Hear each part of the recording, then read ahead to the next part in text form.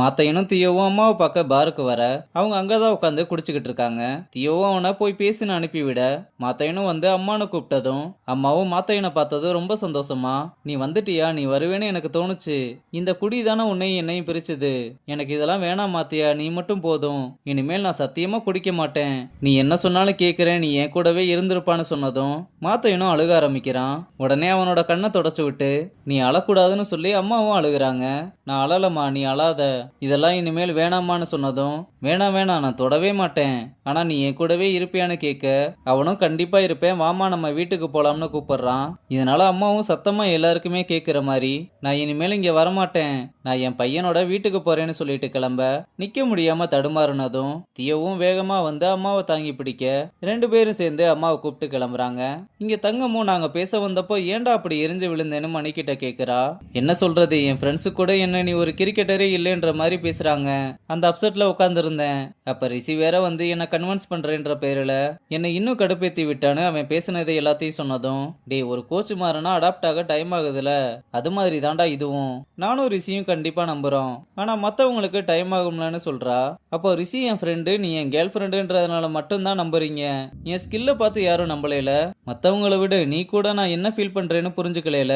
நான் உனக்காக தான் இங்க வந்தேன், இல்லைன்னு சொல்லல.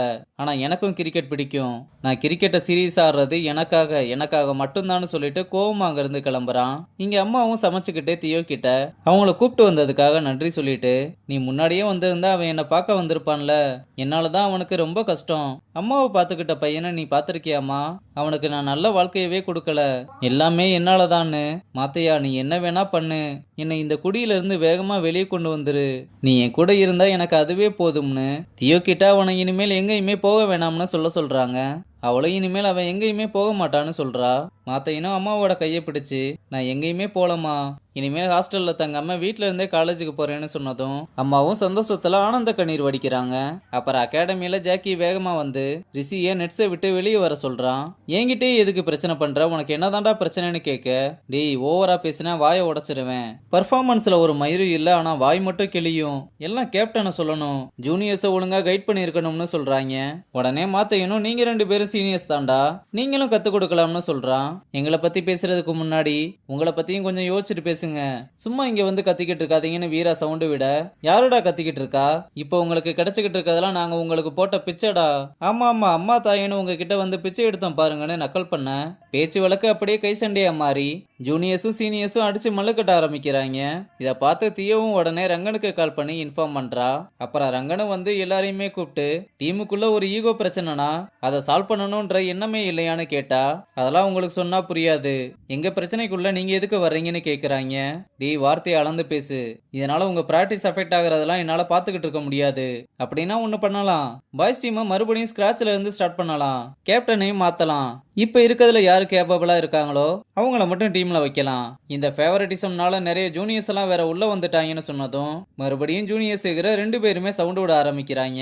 இதனால ரங்கனு கடுப்பாகி கொஞ்ச நேரம் அமைதியா இருங்கடான்னு, கிரிக்கெட்டை தவிர இந்த அடிதடி மட்டும் நல்லா பண்ணுங்கடா, உன் பிரச்சனையை என்கிட்ட சொல்லிட்டு அதை எப்படி சால்வ் பண்ணலாம்னு பார்க்கலாம், இப்ப போய் ஒழுங்கா பிராக்டிஸ் பண்ணுங்கன்னு சொன்னா, அப்ப கோஆர்டினேஷன் இல்லைன்னு ஃபீல் பண்றீங்கல்ல, அந்த பிளேமையும் நீங்களே எடுத்துக்கோங்கன்னு சொன்னதும் எதுவுமே பேசாம ரங்கனும் அங்க இருந்து கிளம்புறான். உடனே தியோ தங்க லாரா மூணு பேரும் வந்து எங்க கிட்டதான் இப்படி பேசுறீங்கன்னா கோச்சு கிட்ட இப்படி பேசுறீங்க, நீங்க தானே கோச்சா வாங்கன்னு அவர்கிட்ட கெஞ்சினீங்கன்னு சொல்ல கேர்ள்ஸுக்கும் பாய்ஸுக்கும் நடுவுல சண்டை வந்துருது.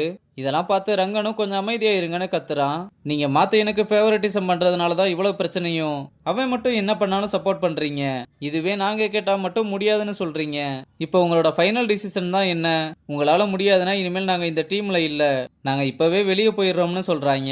ரங்கனும் நீ சொல்றதெல்லாம் என்னால பண்ண முடியாதுன்னு, வேணும்னா பாய்ஸுக்கும் கேர்ள்ஸுக்கும் மேட்ச் வச்சுக்கலாம், அந்த மேட்ச்ல நானும் கேர்ள்ஸ் டீம் கூட ஆடுவேன், அதுல நீங்க எல்லாரும் சேர்ந்து கேர்ள்ஸ் டீமை தோக்கடிச்சிட்டீங்கன்னா நீங்க என்ன சொல்றீங்களோ அதை நான் கேட்கிறேன்டான்னு சொல்ல, நீங்க எப்படிலாம் பேசினா நாங்க பயந்துருவோம்னு நினைச்சீங்களா, நீங்க இல்ல, இந்த மேட்சை யாரு வந்தாலும் நாங்க ஆடி ஜெயிக்கிறோம்னு சொல்றாங்க.